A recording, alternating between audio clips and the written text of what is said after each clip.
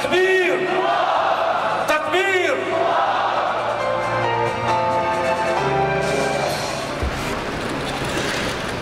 Alhamdulillah hamdal hamidin wa hamdash syakirin wa hamdan yuafi ni'amahu wa yukafi'u mazidah. Ya Rabbana lakal hamdu kama yanbaghi li jalali wajhik wa 'azimi sultanik. Ashhadu an la ilaha illallah wahdahu la sharika lah. Lahul mulku wa lahul hamdu wa huwa ala kulli syai'in qadir. Wa ashhadu anna Muhammadan abduhu wa rasuluh. Al-badrud duja was-sirajul munir. Allahumma salli wa sallim wa barik ala Muhammad asyrafil anbiya'i wal mursalin wa ala alihi wa sahbihi ajma'in wa man sara ala nahjihi ila yaumiddin. Yang dihormati timbalan pengurusi tetap, yang berbahagia sahibul fadilah Tuan Guru Datuk Dr. Harundin, Mursyid Am Parti Islam Malaysia PAS, Yang Amat Berhormat Timbalan Mursyid Am, Ashabul Fadilah, Ahli-ahli Majlis Syura Ulama, yang dihormati Timbalan Presiden, Naib-naib Presiden, Ketua-ketua Dewan Ulama Pemuda dan Muslimat, dan Dewan Himpunan Penyokong PAS, Datuk Setiausaha Agung dan seluruh ahli jawatan kuasa harian, ahli-ahli jawatan kuasa kerja PAS Pusat, Sojaya PAS Negeri dan Wilayah Persekutuan, pimpinan dan rakan-rakan Pakatan Rakyat, Yang Berhormat Tuan Haji Azmin Ali, Timbalan Presiden Parti Keadilan Rakyat, dan saya juga menyampaikan salam Datuk Seri Anwar Ibrahim, Ketua Umum Parti Keadilan Rakyat, wakil-wakil daripada diplomat asing, kedutaan asing, Amerika, UK, Germani, Turki, Jepun, Korea, Australia dan Singapura, rakan-rakan NGO, seluruh para perwakilan dan pemerhati muslimin dan muslimat yang dikasihi sekalian. Saya ucapkan selamat datang, ahlan wa sahlan wa marhaban bikum, kepada semua perwakilan dan tetamu yang memeriahkan Muktamar Agung Tahunan Parti Islam Malaysia PAS yang julung kali bertandang di Kuala Selangor pada tahun 2015 ini. Marilah dengan penuh yakin kita memohon kepada Allah Subhanahu wa taala keberkatan dan fadilat serta pahala yang berlipat ganda daripada kelebihan ribat fisabilillah, kerana keyakinan kita terhadap dasar dan matlamat perjuangan kita. Muktamar kita kali ini diadakan dalam suasana kehilangan murabbi parti dan ummah yang begitu banyak jasanya pada perjuangan Islam di tanah air kita. Almarhum Tuan Guru Ni Abdul Aziz Ni'mat yang baru saja berlalu. Marilah kita sama-sama mendoakan agar roh beliau dan pemimpin-pemimpin serta ahli parti yang telah kembali ke rahmatullah akan ditempatkan ke dalam kalangan para syuhada salihin dan siddiqin, siddiqin dan salihin. Al-Fatihah.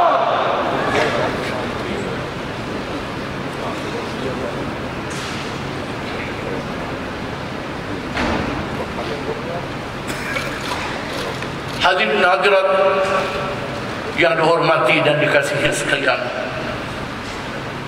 marilah kita sama-sama menghayati dan memahami firman Allah kepada Rasulullah sallallahu alaihi wasallam dan umatnya yang beriman dan setia.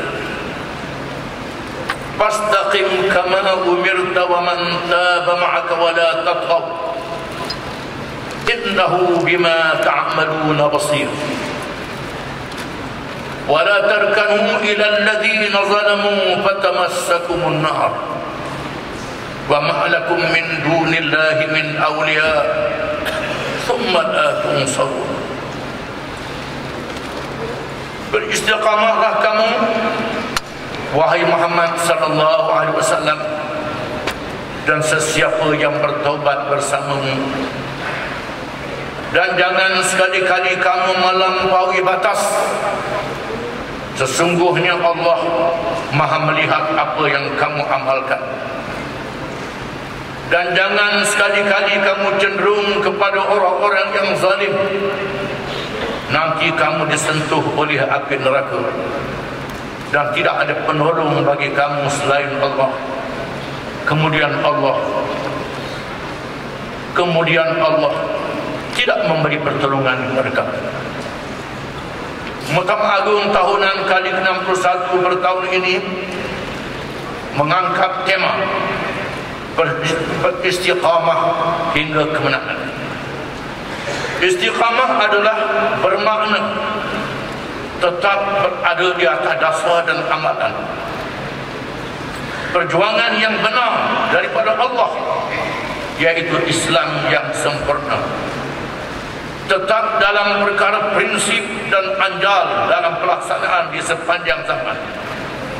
Ia bukanlah satu retorik untuk mencapai kemenangan dunia yang sementara, tetapi yang paling besar ialah kemenangan akhirat yang berkekalan. Kemenangan adalah menjadi matlamat dalam setiap perjuangan. Islam mempunyai konsepnya yang tersendiri mengenai maksud kemenangan, dan ianya adalah berbeza dengan konsep kemenangan dalam agama atau ideologi serta pahaman lain. Kemenangan juga hendaklah dikaitkan dengan kemenangan di akhirat yang merupakan kemenangan yang sebenar. Walaupun pejuang Islam itu kalah atau gugur di medan perjuangan, namun pada hakikatnya mereka telah beroleh kemenangan. Kemenangan inilah yang menjadi matlamat sebenar di dalam perjuangan Islam. Marilah kita menghayati apa yang difirmankan oleh Allah Subhanahu wa taala. والسابقون الأولون من المهاجرين والأنصار والذين اتبعوهم بإحسان رضي الله عنهم ورضوا عنه وأعد لهم جنات تجري تحت الأنهار خالدين فيها أبدا ذلك الفوز العظيم. Orang-orang yang terdahulu lagi yang pertama-tama masuk Islam di antara orang-orang muhajirin dan ansar, dan orang-orang yang mengikuti mereka dengan baik, Allah redha kepada mereka dan mereka pun redha kepada Allah. Dan Allah menyediakan bagi mereka syurga-syurga yang mengalir sungai-sungai di dalamnya. Mereka kekal di dalamnya selama-lamanya. Itulah kemenangan yang besar. Tema istiqamah diangkat sekali lagi dalam muktamar kali ini bagi menegaskan betapa pentingnya istiqamah dalam perjuangan Islam yang sangat mencabar. Sehingga ada yang terhenti di pertengahan jalan, ada yang tercicir dan terpesong, dan sebilangan terus bersama dengan jamaah ini sehingga ke akhir hayat mereka. Istiqamah inilah yang menjadi doa kita semua agar hidup kita berakhir dengan husnul khatimah. Ingatlah apa yang dinyatakan oleh Allah Subhanahu wa taala. "Lau kana 'ardan qariban wa safaran qasidan lattaba'u walakin ba'udat 'alaihim asy-syuqqa wa sayahlifuna billahi la istata'na la kharajna ma'akum yuhlikuna anfusahum wallahu ya'lamu innahum lakadzibun." Kalau yang kamu serukan kepada mereka itu keuntungan yang mudah diperolehi dan perjalanan yang tidak berapa jauh, pastilah mereka mengikutimu. Tetapi tempat yang dituju itu amat jauh terasa oleh mereka. Mereka akan bersumpah dengan nama Allah, "Jika kami sanggup, tentulah kami berangkat bersama-samamu."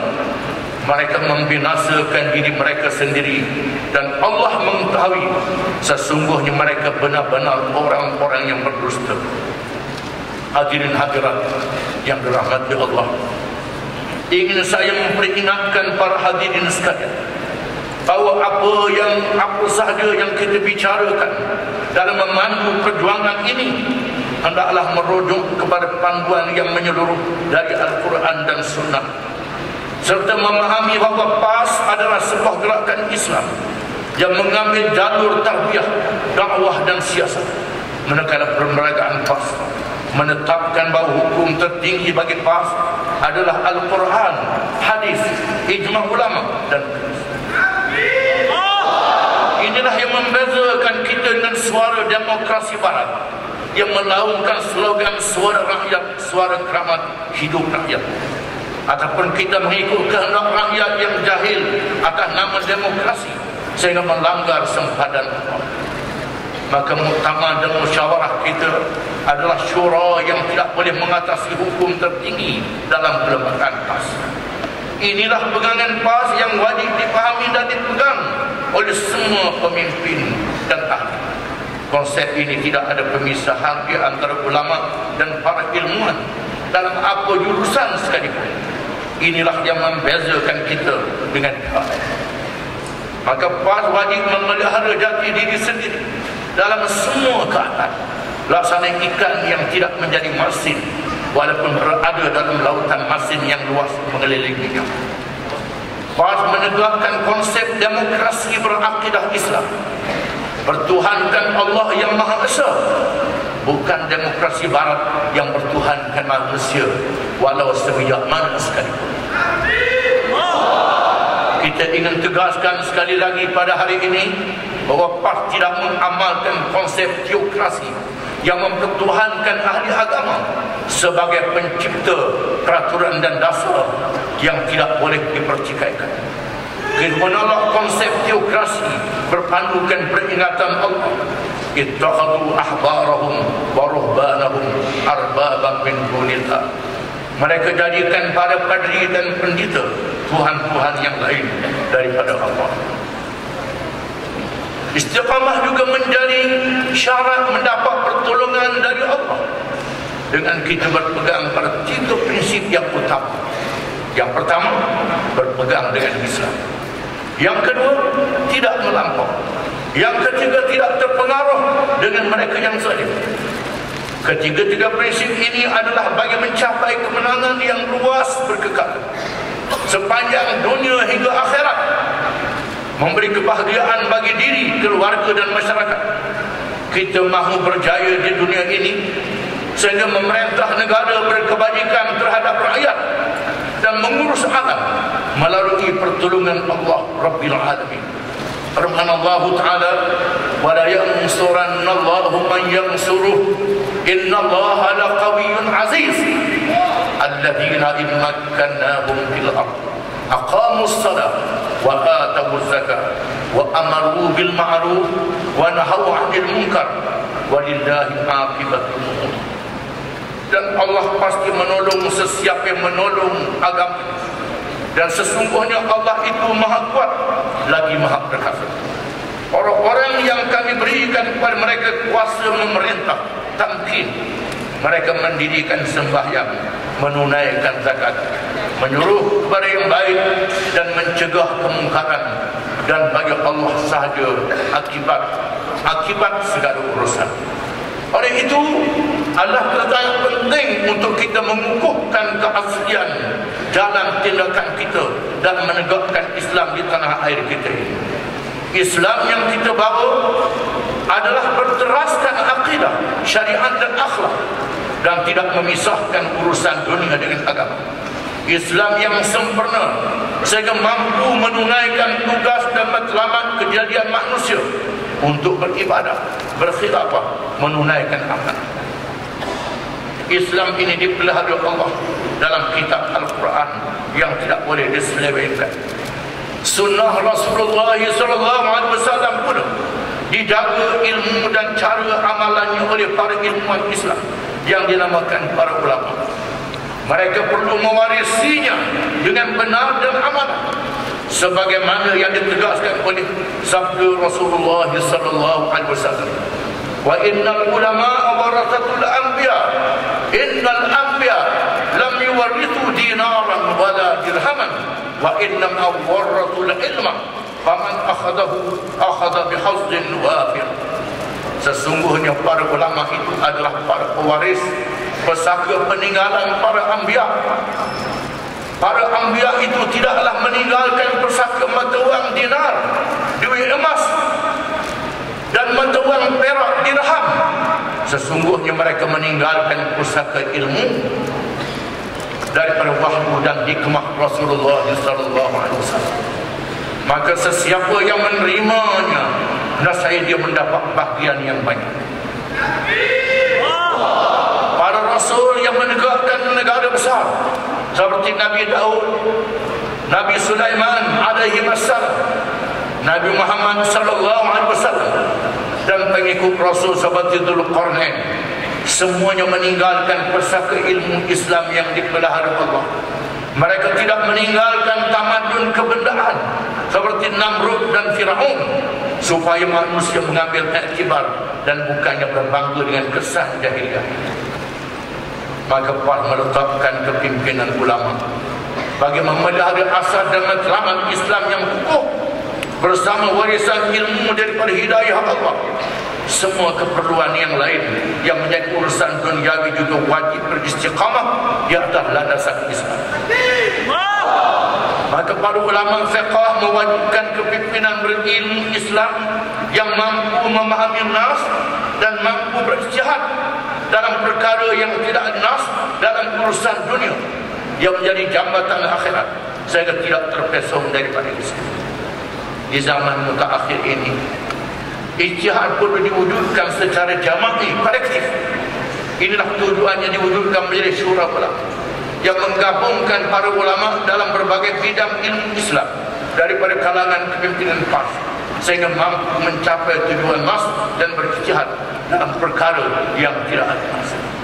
Golongan profesional adalah tenaga yang sangat penting dalam parti, sebagaimana pentingnya golongan ulama dan aktivis parti. Bahkan kita menerima sesiapa sahaja yang ingin menyumbang kepada kemenangan Islam. Jangan ada di kalangan kita yang terperangkap dengan mainan musuh yang cuma memecah belahkan kita dengan melontarkan slogan pengasingan antara ulama dan profesional. Sejarah PAS sangat jelas di mana kedua-dua golongan ini berganding bahu menubuh dan menggerakkan PAS hingga ke hari ini. Gagasan kita jelas dalam puluhan muktamar bahawa kitalah yang menggerakkan usaha mengulamakan profesional dan memprofesionalkan ulama. Sebenarnya tidak ada pemisahan di antara ulama dan dalam bahasa lepas. Apa yang berlaku adalah kita berdepan dengan tempias sekularisme yang diwujudkan untuk menghalang kebangkitan Islam, yang cuba membolos ke dalam saf gerakan Islam. Usaha sebegini dilakukan oleh musuh Islam di seluruh kursus dunia dengan mengambil kesempatan daripada kelemahan yang wujud dalam saf kebangkitan Islam terkini. Maka di sana wujud kalangan yang mahu menang secara cepat dan tergopoh-gopoh, berjuang secara tasyadud, secara tasahul dan tasyadud, kalangan berjuang secara tasahul ingin mencedok setiap perkembangan yang berlaku di luar Malaysia seperti revolusi Islam Iran, IKI Turki, Ikhwan, Hizbun Nahdah di negara Arab, tanpa melihat perbezaan wakil di bumi tempat kita berpindah. Sedangkan kita di tanah air ini telah jauh bergerak ke hadapan dalam matlamat memurnikan akidah dan amalan masyarakat Islam ke jalan yang tulen berbanding dengan suasana masyarakat di tempat rakan-rakan kita di luar sana. Manakala dari kalangan yang kedua pula, iaitu bertasyadud, iaitu mahu melaksanakan Islam dalam sekelip mata atau menang secara cepat tanpa pilihan raya seperti Taliban, Al-Qaeda, ISIS dan Daesh. Kumpulan ini juga melibatkan kalangan ulama dan ilmuwan yang bersemangat Islam tetapi tidak tafakuh dalam urusan agama. Hadirin hadirat yang dihormati sekalian, bagi mendepani berbagai mehnah, ujian, kekalahan dan kejayaan di sepanjang perjalanannya pada waktu ini, ada 3 sudut yang ingin tekankan dalam hal terlepas untuk tempoh setahun ini, iaitu adalah yang pertama istiqamah dengan dasar sebagaimana yang dijelaskan sebelum ini. Yang kedua, mempertegaskan bahawa PAS membawa mesej Islam di mana semua urusannya berkait dengan Islam. Yang ketiga, mengadakan semua pendekatan dengan pihak lain mengikut panduan Al-Quran dan Sunnah seperti tahaluf siasi, ta'awun, dialog dan lain-lain. Al-Quran menetapkan sifat mendapat kuasa untuk memerintah negara dinamakan tamkin, mendalam berkonsepkan mendirikan sembahyang di mana kepada kerajaan Islam bukan sekadar mendirikan masjid dengan bangunannya sahaja, tetapi juga meletakkan politik, ekonomi, kemasyarakatan dan seluruh aspek perlembagaan, undang-undang negara dan pengurusannya adalah sebahagian daripada urusan agama yang termasuk dalam perhitungan dosa dan pahala. Alladzina immakkannahum fil ard aqamus salat wa atawuz zakat wa amaru bil ma'ruf wa nahaw 'anil munkar walillahi 'aqibatul umur. Maka di sinilah penghujung wawasan yang menentukan kemenangan yang besar sekiranya kita beristiqamah. Bukan sekadar wawasan 20-20 dan bukannya berhenti sekadar di Putrajaya.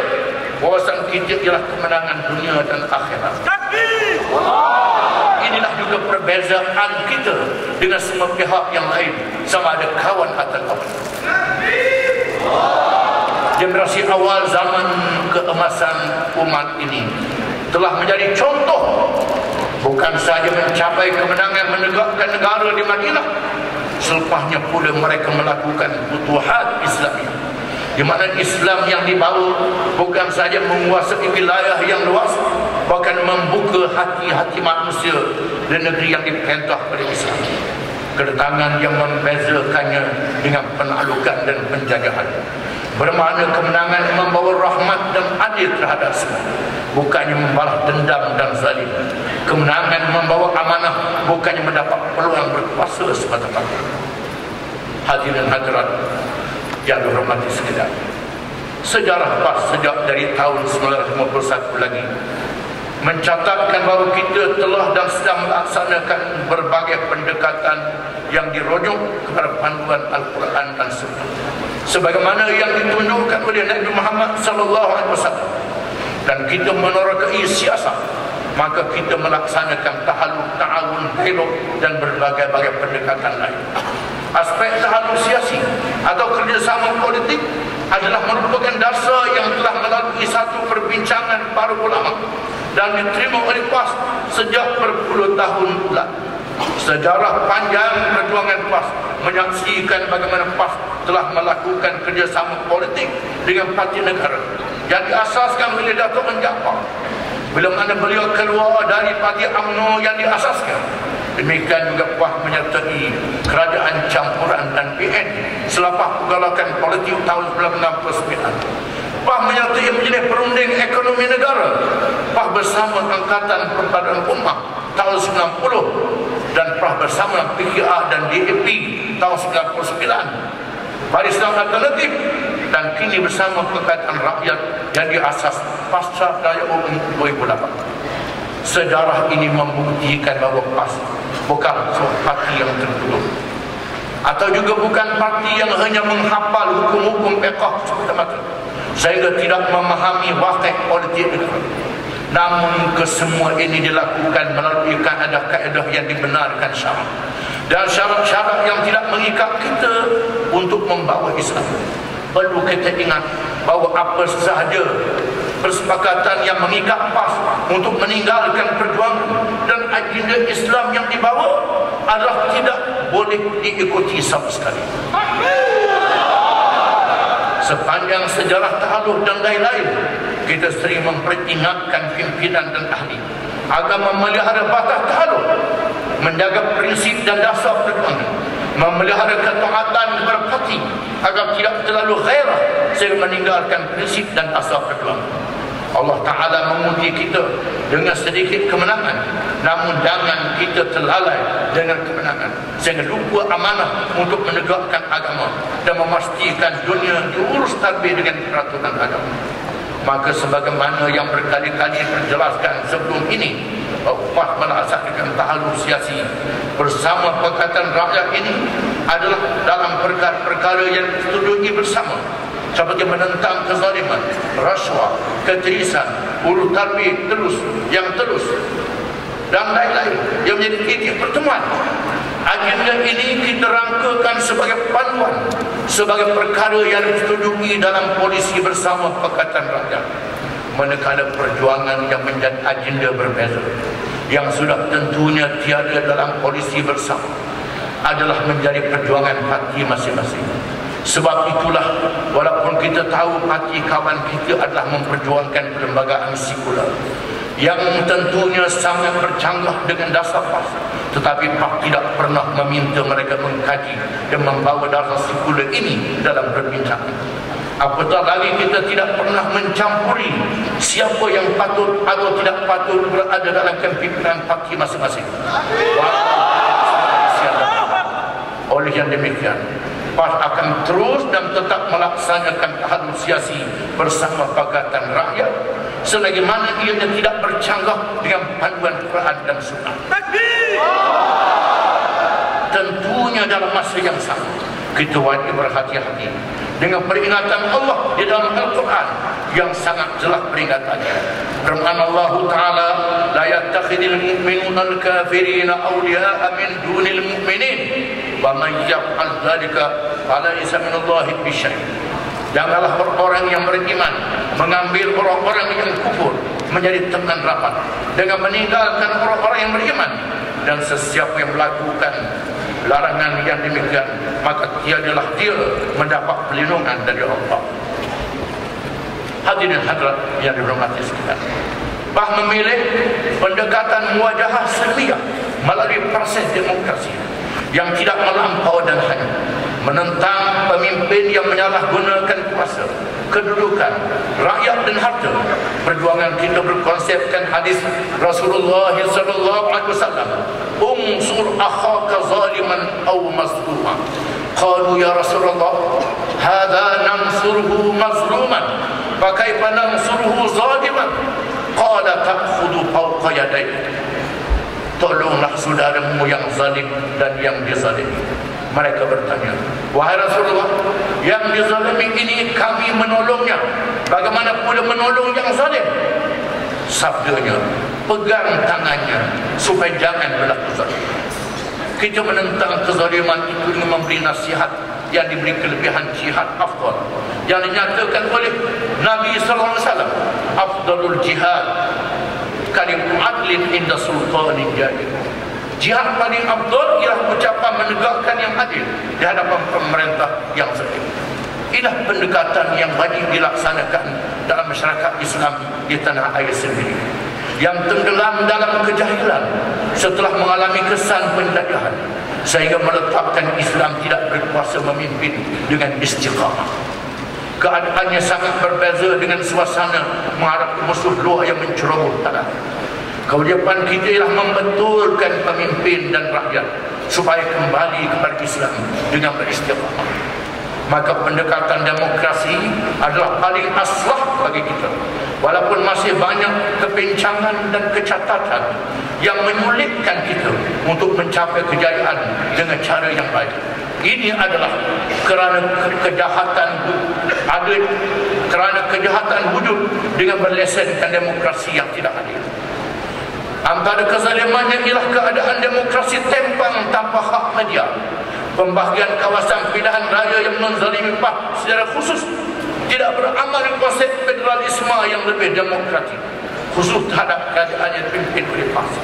Maka kita wajib beristiqamah menentang kezaliman ini, tanpa melakukan perkara yang zalim juga terhadap rakyat dengan tindakan-tindakan yang melampaui batas yang diajar oleh Islam, atau melakukan perkara yang memberi pulangan mudarat yang lebih besar. Inilah makna pelaksanaan fiqh aulawiyat yang sebenarnya. Hadirin dirahmati sekalian, bah merakamkan penghargaan kepada seluruh warga Perda generasi kedua dan ketiga yang telah menunjukkan isyarat jelas dalam akhir rumpin baru-baru ini. Pencapaian yang boleh dibanggakan hasil kerja keras seluruh ahli dan pemimpin parti bagi mengangkat martabat warga Perda. PAH juga kesal kerana kerajaan gagal menunaikan tanggungjawab untuk mengganti tanah rezak Melayu. Tanah rezak Melayu yang telah digunakan bagi tujuan pembangunan sebagaimana yang diperuntukkan dalam Kanun Tanah Negara. Begitu juga kampung tradisi dan peneroka bandar. Sama ada tanah yang mempunyai hak milik atau bersifat sementara turut menjadi mangsa di kampung Abdullah Hukum, Kerinci, Kampung Cubada, Tambahan dan Puas Barang. Kesemua isu-isu yang melanda masyarakat peneroka dan rakyat ini menuntut supaya PAH melipat gandakan usaha untuk membela dan membantu golongan yang dizalimi ini. Sasaran kita biarlah jelas, kerana kita bukan bermusuh dengan institusi Perda atau mana-mana institusi yang lainnya, dan kita juga tidak bermusuh dengan mana-mana kaki tangan institusi ini, tetapi kita menggempur dasar yang menekan rakyat bersama pimpinan Barisan Nasional yang tidak bersifat amanah ini.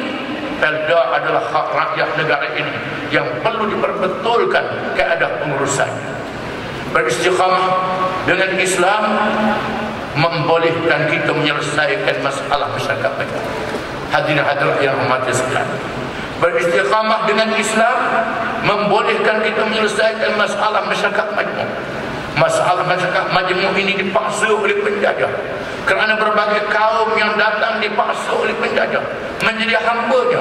Namun secara kebetulan inilah mesej Islam yang wajib kita sampaikan.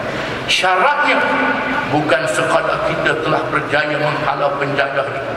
Kita juga wajib membebaskan diri dari belenggu ideologi dan sistem yang ditinggalkan penjajah itu, serta membebaskan seluruh manusia dengan cara dan pendekatan Islam. Mengapa dibiarkan kapitalisme, sosialisme, komunisme, pragmatisme yang asing dari kaum dan bangsa Asia ini membawa perjuangan mereka ke sini? Karl Marx, Lenin, Shiva, Adam Smith, bukan Melayu, bukan Cina, bukan India. Mesej ini hanya boleh dilaksanakan sekiranya Islam diberi peluang mentadbir negara, bukan sekadar menumpang pihak lain yang tidak memberi ruang supaya Islam dilaksanakan, tetapi hanya menjadi alat atau tangga atau kuda tunggangan menjelang kemenangan tanpa istiqamah. Islam menjadikan manusia seluruhnya adalah satu keluarga yang berasal dari seorang bapa dan seorang ibu, Adam dan Hawa. Firman Allah Ta'ala, Ya ayuhan nas, inna khalaqnakum min dzakarin wa untha waj'alnakum syu'uban wa qabaila lita'arafu inna akramakum indallahi atqakum innallaha alimun khabir. Wahai manusia, sesungguhnya kami telah menciptakan kamu dari seorang lelaki dan seorang perempuan, Adam dan Hawa, berbangsa-bangsa dan bersuku kaum, supaya kamu bertaaruf. Dan yang paling mulia kalangan kamu di sisi Allah ialah yang paling bertakwa. Sesungguhnya Allah itu Maha mengetahui berkenaan diri kamu, lagi berpengetahuan berkenaan urusan kamu. Maka kewujudan masyarakat majmuk dalam negara kita ini mestilah diolah lepas supaya ia memperkuatkan negara kita ini. Oleh yang demikian, kita perlu juga melihat masyarakat majmuk ini dari kacamata dakwah yang menjadikan mereka sebagai maudhu kita.